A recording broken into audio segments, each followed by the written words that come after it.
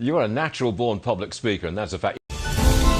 Do you actually feel guilty, or were you just told to feel guilty? Focus on actually what we can do. Point it out and show it to me. You have the freedom to do what you want to and be what you want to in America. So the CRT stuff, BS. All right, so check this out, folks. You guys know I was telling this story about where I grew up at in the Decatur area, and I was saying how there was this white lady that stayed across the street from us. She kept to herself, her and her husband, and very nice. She worked at my high school. Anyway, her name is Joyce Keller, and Joyce was the only, well, at the time, one of the only white people that stayed in this neighborhood. All the things that was going on in this neighborhood, she kept to herself. Her and her husband did. Seeing drugs, seeing crime, seeing shootings, the whole nine. She kept to herself. As a child, I'd say preteens, Joyce would sometimes come out and then just call all the kids together, and she would give us either an ice cream cone or give us all a bag of candy, the peanut butter.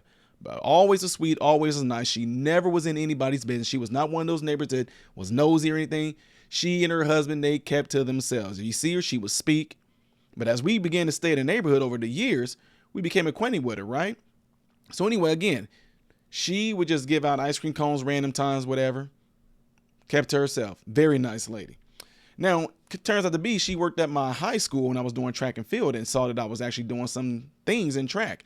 So she would sometimes, just talk to me here and there, whatever. And as time went on, she got to know me. She got to see what type of person that I was. So anyway, we had some tragedy that happened to some homes in our neighborhood that ended up getting ran down. So one of them ended up just becoming this vacant lot. So Joyce took it upon herself to actually get a lot of the neighborhood kids together. And yeah, this included some of the gangsters and the thugs too, to try to build us a park. Not try, we ended up building a park. She made us, and well, not made because people, her rights premium. No, she had us all get together voluntarily. We went and cleaned this whole lot out. We pulled all, we mowed the grass down, pulled all the rocks, the broken bottles, the crack needles, whatever you want to call it, spoons and everything, crack pipes.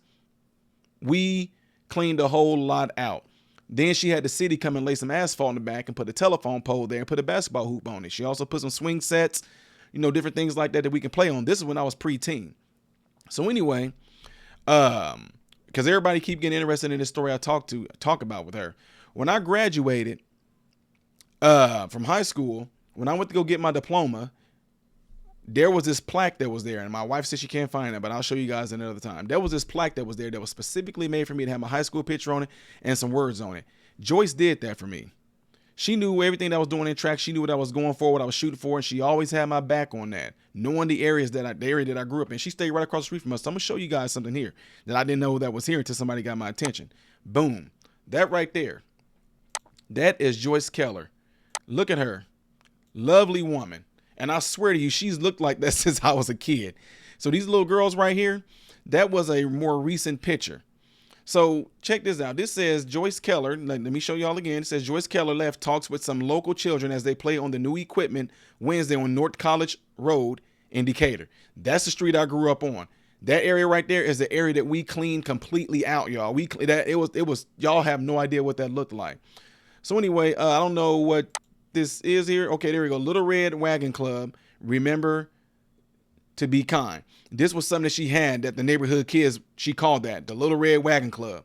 Little Red Wagon Club would sometimes go up and down the block, just cleaning up the stuff that was left behind by crackheads, whoever. Anyway, again, that's Joyce right there. Absolutely love this lady. This equipment here seems to be fairly new, but I don't know how old this picture is, but I know that definitely wasn't there when I was there. By the time I was growing up, it was gone. So anyway, this says Joyce Keller built it across the street from her home in Old King's Orchard, 1996. Yeah, 1996, that's where I was, on College Street. Before volunteers could even get a new swing set up in the Fable Red Wagon Playground Wednesday, they were already back. They wanted to use it before we had a chance to put it together, she said. So Free from Half Day of School, who are already filling in donated swing sets, she said it used to be old stuff here, and it took it out. But she said, there's a lot going on here. But what I want y'all to pay attention to, you see this house right here, that brown house.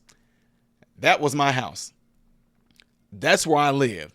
And man, that just brings back so many weird Memories. This playground has lasted more than 2 decades from Keller's knack for recruiting help, and she is quick to give credit to everyone who has helped her. This house right here is my house on College Street. That is 1136 North College. That's where I lived, right here. This is the area I told you guys about, the next door to us. We actually put that together. Like I said, that right there, this must be something that's fairly new. I don't know when this article was, but by the time I was, mid-20s, that was ran down. So this says, she said, I want to make sure Chuck Benson helped with taking down the fence. She said, adding that Branson helped her with the original building of the playground.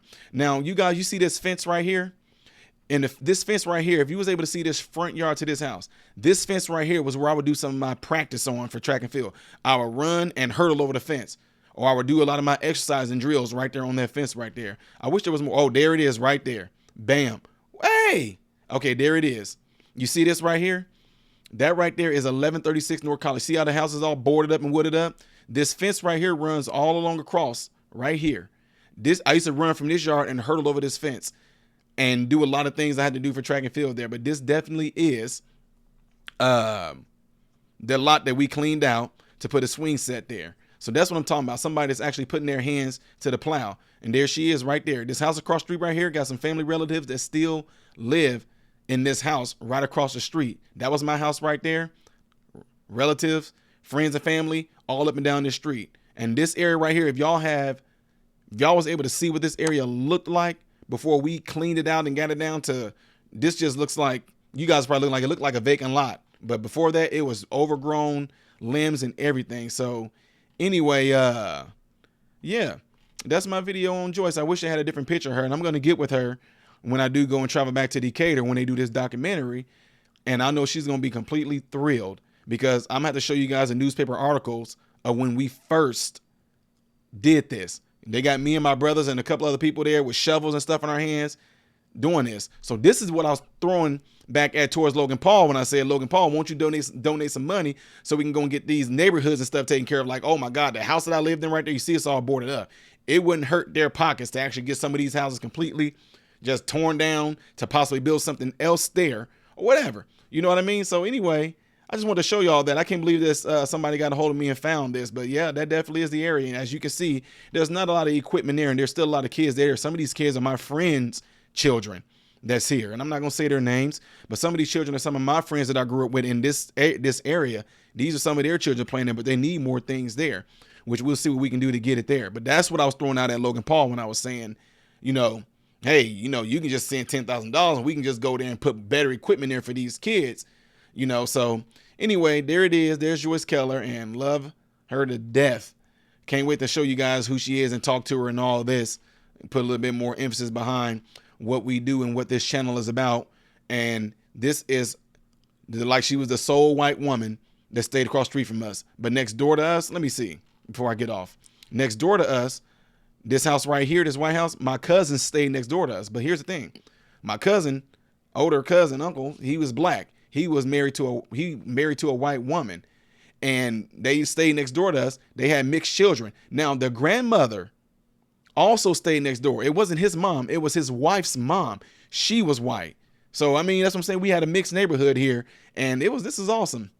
Just wanted to share a little bit of that with you guys, and hopefully when Blexit comes and we do this documentary and I can show you guys more of this and show you more of the people that stay in these neighborhoods and give you more of an insight on the mentality of the neighborhood. And I'm pretty sure that you guys are going to be able to see that a lot of things that we are facing in America right now is not going to have anything to do with white privilege, because look at these two white men right here helping out.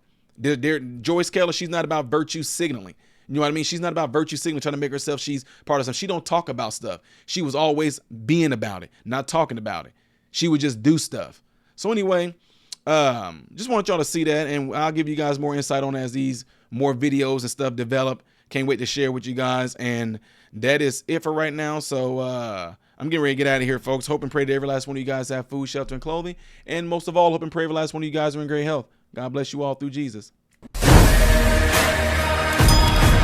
What is going on, folks? Appreciate you guys watching. Do me a favor, if you're trying to get to the next reaction video that I did after this video, it's right here. But if you're trying to get to my own personal stuff where I do a lot of comedy things that make you laugh, can help brighten your day, then you click right here. All right. And if you want to subscribe to this channel, you forgot to, get to know who I am first, all right? Then you're going to click right here to lead you into this subscription. Make sure you hit the bell notifications to get notified anytime I post a video, all right? Peace.